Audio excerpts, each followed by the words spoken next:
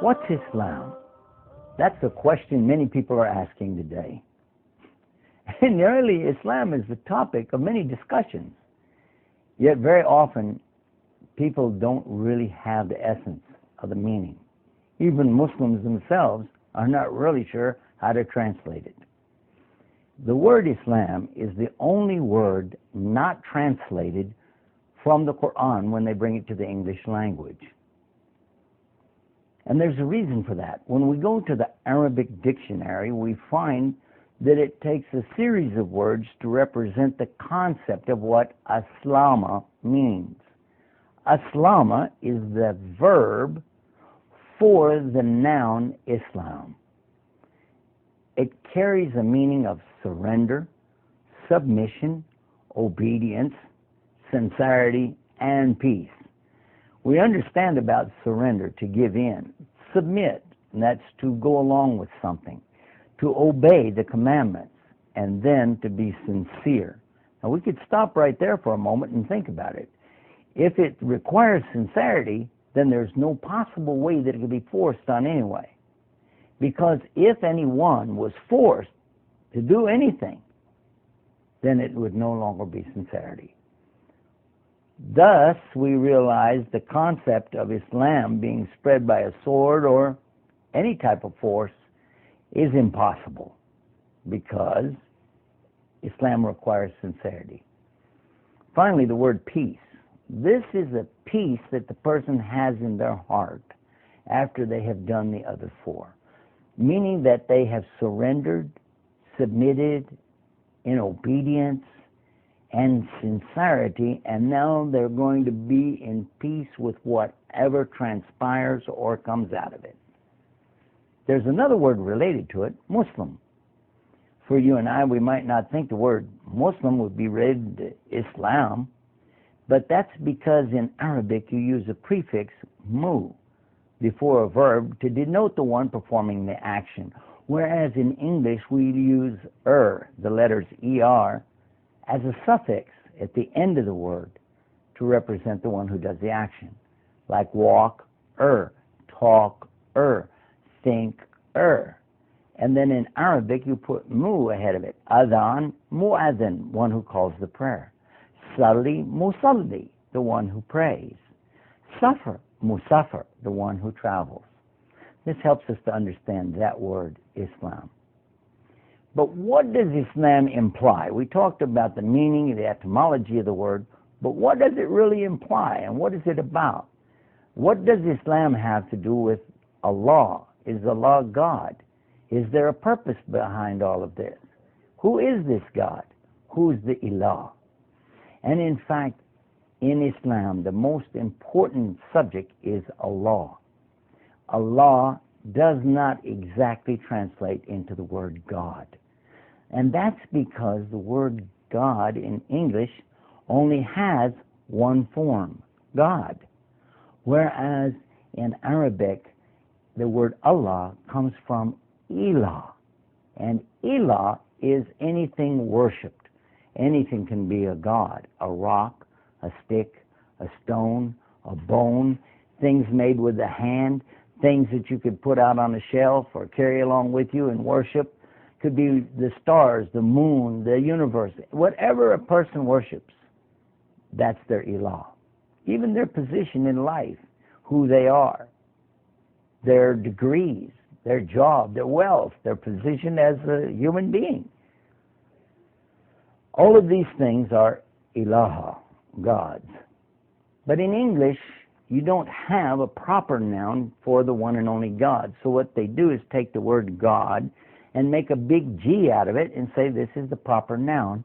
Whereas in Arabic, you can take ilah and then you have Allah, and it doesn't just mean the God, because that would be al-ilah. But Allah is the actual name of the one and only God. And you don't have to worry about capital letters in Arabic because there aren't any. You can hear it clearly. Allah, the one and only to be worshipped. Now, is this the God of the Arabs as Muslims? Yes. What about Arab Christians? Did you know there are Arab Christians, Arab Jews? They use the exact same word. In fact, In the Arabic Bible, which, by the way, is much older than the English Bible, you find the word Allah on page 1 of Genesis 17 times. That's right. And in the New Testament, you will find it very easily in almost any hotel or motel you go to, because when you pull open the little drawer by the bed, you'll notice that there's a book in there, the Bible. You turn a few pages, you'll see examples of the translations of the Bible into different languages. And the second language is Arabic. And the phrase is taken from John 3:16, for God so loved the world. And the word for God there is used is Allah. Now, what about the belief in Muhammad? Is that something that is similar to Christianity or Judaism? Well, for Christians who believe in Abraham, as Jews believe in Abraham as being the first or the progenitor of this monotheistic belief, the belief in one God, then the answer would be yes, because this is what Muhammad taught. In fact, many people don't know this, but Muhammad, peace be upon him, he is a direct descendant from Abraham. Yes, by the way of his son Ishmael. So Ishmael is well known to be the father of many of the Arabs today, and it is from him, through Abraham, Ishmael, that we find others who come all the way down to the Prophet Muhammad, peace be upon him. What about the other prophets that came by way of Isaac, from the other branch of Abraham? Well, we know Moses, don't we? And David and Solomon, and of course Jesus. And we say, peace be upon them all. This is very important for Muslims to always say that. Peace be upon them. What was it that Abraham, Moses, David, Solomon, and Jesus had in common with Muhammad? Peace be upon all of them. Do you know what it was? It was the message that they brought to their people. Abraham taught the people to worship God directly and not be involved in false worship or pagan worship. Moses, my gosh, that's very clear, isn't it? When we look to the 10 Commandments, we find immediately the very first commandment is that you shall not have any other worship except for the one God. Thou shalt not have any other gods beside me, is the way God ordered Moses to write it down, isn't it? And David, with his Psalms, and Solomon, of course they were on the exact same thinking. Their beliefs were not just similar, they were identical. And then Jesus, peace be upon him. Many people will tell you that Jesus says this or he says that, but when we look to the Bible, you know what we find?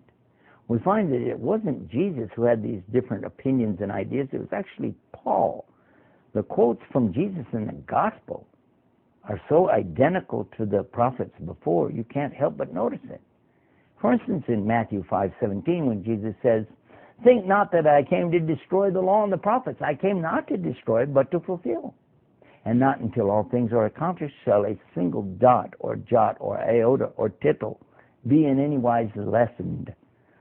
So we see right away that he was saying, I'm holding up the Torah, the law from before.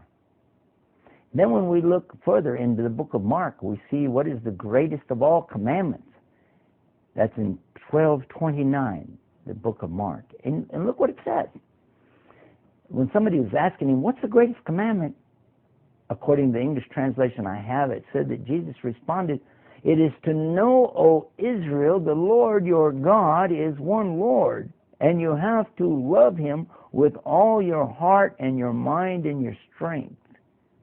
So, obviously, we know now that this message was very important, worshiping God alone without partners.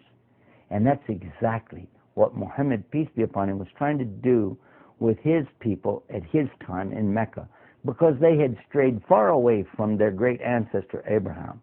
They still performed some of the rituals, but without the proper belief. They still made a circumambulation around the very place that Abraham had built, along with his son Ismail, or Ishmael in English. And do you know, and this is an amazing thing when you think about it, these people were actually thinking they were doing exactly